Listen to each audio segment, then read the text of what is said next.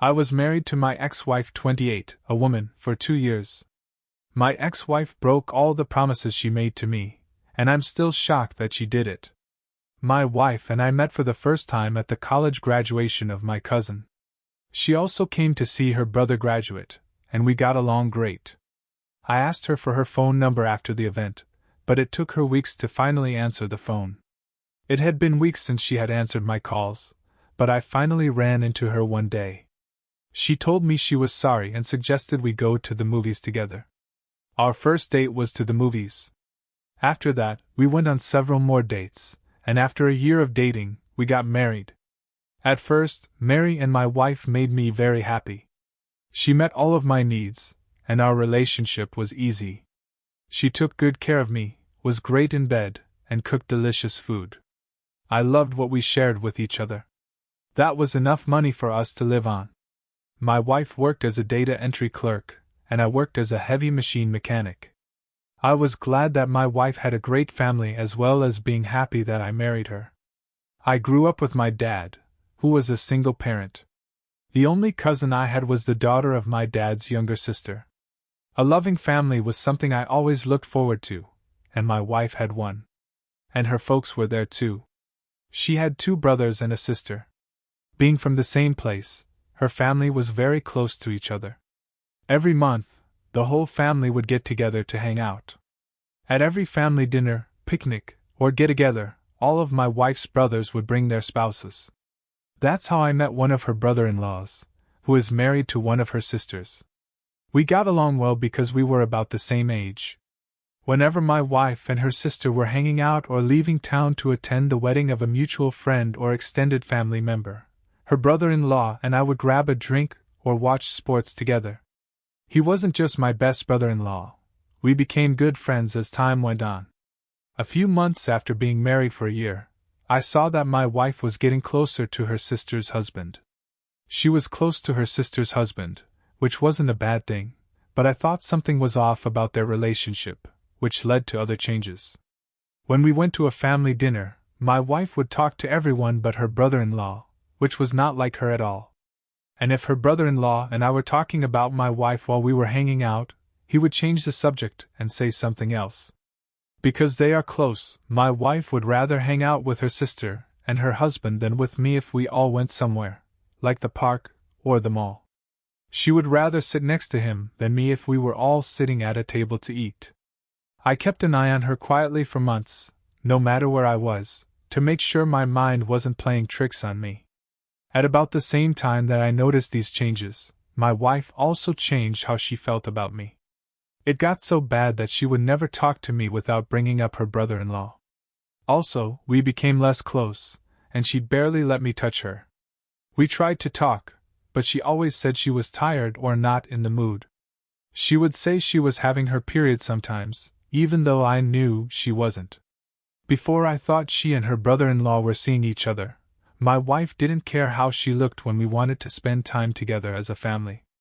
But all of a sudden, she became very worried. She would wash and curl her hair ahead of time, choose a dress that would hide her legs and breasts, and put on makeup.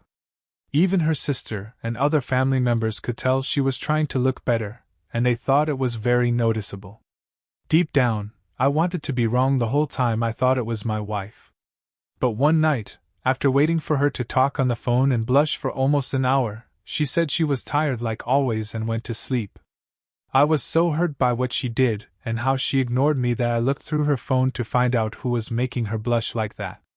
I found her texts on WhatsApp with her sister's husband when I looked through her social media accounts and her phone. She saved his name as Bestie, with 3 heart emojis next to it, and I knew he was the one before I even talked to them. When I watched them talk, I saw something I can't believe. As I thought, my wife was having an affair with her Bestie, and they had even slept together. He sent her pictures of his private parts, and a long sexy text message about all the bad things he would do to her when they met again that same night. Their next adventure together kept coming up as they talked about their plan to meet in 2 days at a cheap hotel. I wasn't sure how to feel because I was so upset. I felt so cheated when I thought they were making jokes about her getting pregnant for him and keeping the baby. It made me want to stuff her with a pillow, but I had to keep my temper in check because she wasn't worth a life sentence. Just as soon as I was done crying, I thought of a way to teach her a lesson.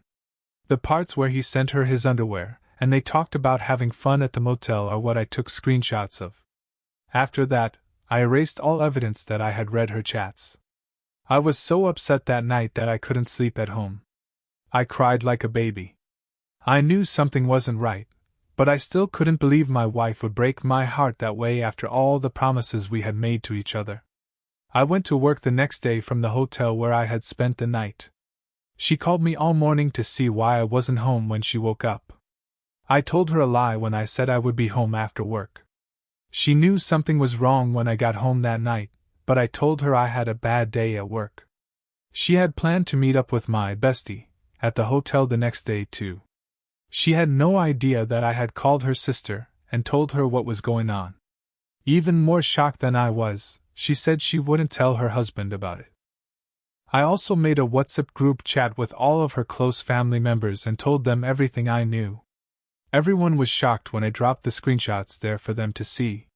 Her sister kept having doubts that my wife would hurt her in that way. We're all going to go to the motel they were going to stay at so we can catch them in the act once everyone is over their shock. That Saturday, D-Day, I saw my wife get ready, put on her best face, and lie to me. I'm going to see one of her old-time friends who had just given birth, she stated.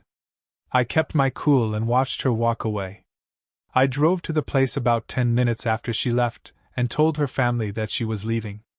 We all met up at the hotel as planned in the end and decided to go to her room. Besides her father, there were 5 of us. As soon as we got to her room, I knocked and said I was room service. With a white towel around her chest, she opened the door. She stopped moving when she saw that I was the one. Then one by one, we all walked into the room. When her brother-in-law heard sounds and came out to see us, he was in the bathroom. He then ran back into the bathroom and wouldn't come out. My sister-in-law was so upset that she struck my wife right then.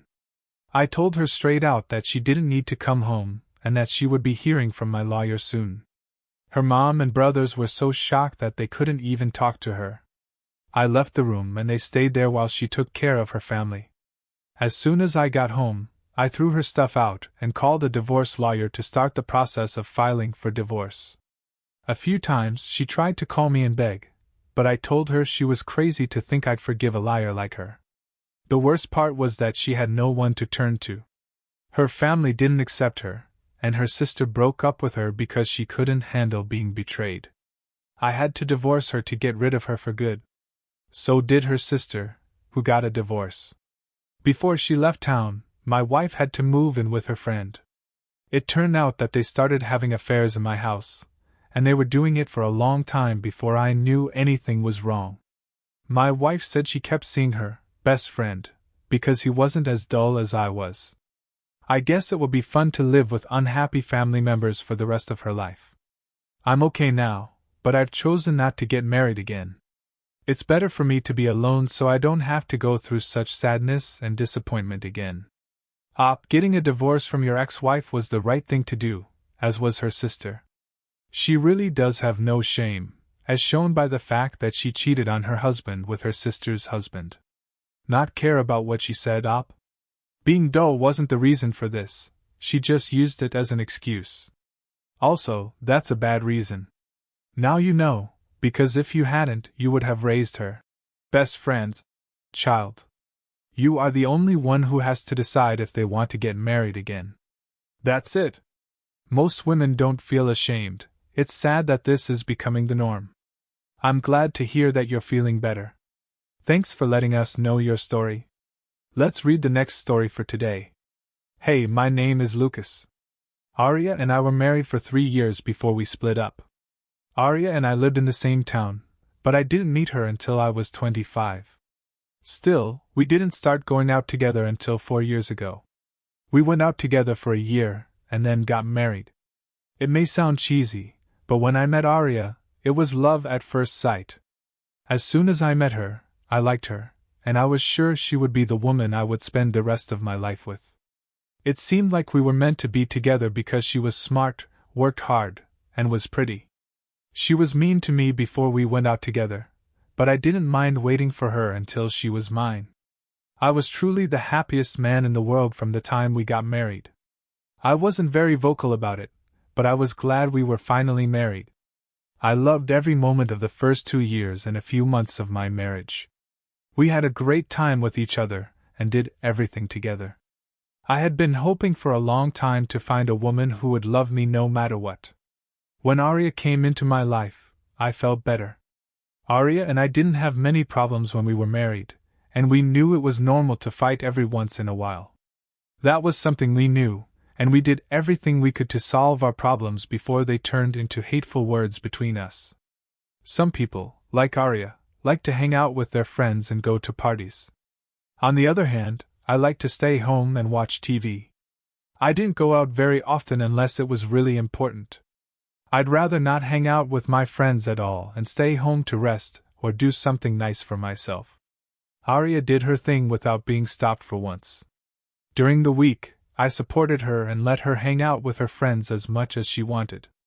On the weekends, we would spend real time together at home. I didn't mind that she always went out with her friends because I trusted her and didn't think she would hurt me or fall in love with someone else. I also kept my word and didn't do anything bad for Arya. I stopped talking to a few girls I used to before we got married again. It wasn't because they were bad people, but because being around them would always make me want to do something bad. Arya also told me about her ex-boyfriend and how hurt and sad she was when she found out he was cheating on her with other women.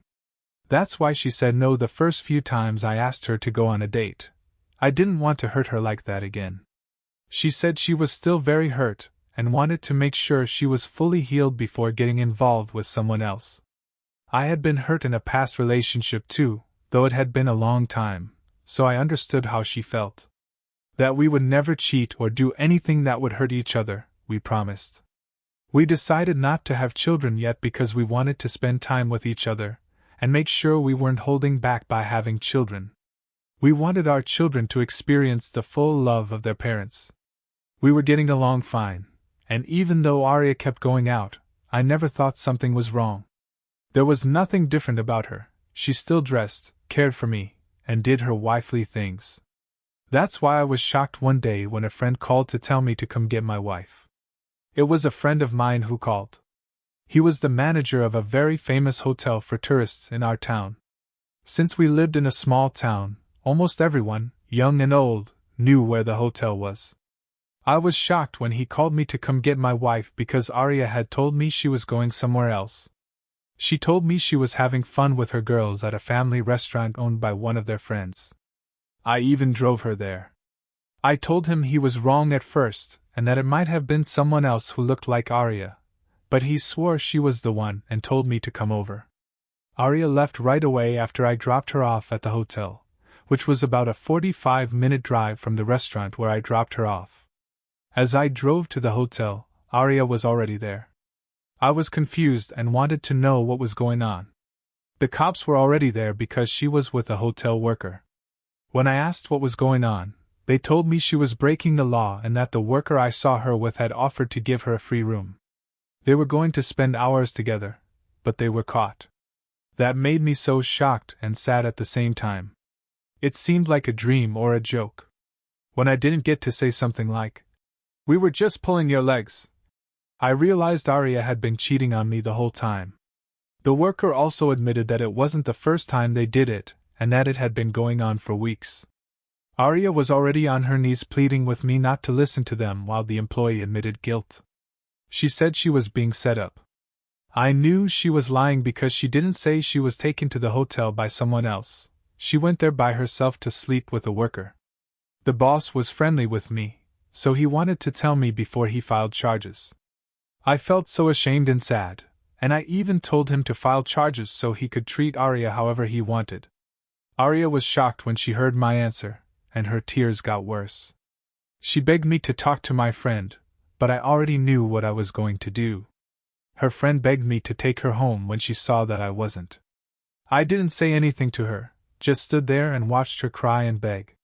The person she was seeing was fired right away, and they were both arrested.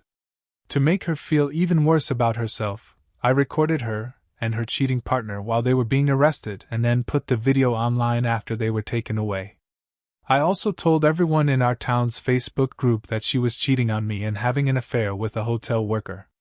Everyone in the group knew about the news because most of them knew us.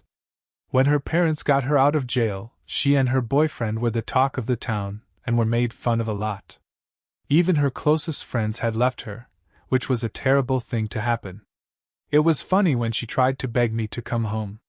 She told me she was sorry and couldn't explain why she cheated on me. I told her it wasn't possible because she said she still loved me and wanted us to get back together. That woman kept pleading and crying even after she moved out of my house and we split up. She even asked her best friend to talk to me, but I told her not to come over and told her to leave my house. It's been a year, but I still remember it like it was yesterday. It's hard for me to move on, but I know that this will be past in a few short years. What happened to her boyfriend? I don't know, but I do know that Arya did not end up with him. Okay, I have to say that your ex-wife was a pretty good lie. People don't cheat on their partners and then realize it. They do it while still being aware of what they're doing. They say that to trick you, and your ex-wife's lie that she didn't know what made her do it was just that. It's a good thing you didn't believe those lies. Now you should move on. Your ex-wife has probably moved on, and she doesn't remember you anymore. Do yourself a favor and leave the past behind.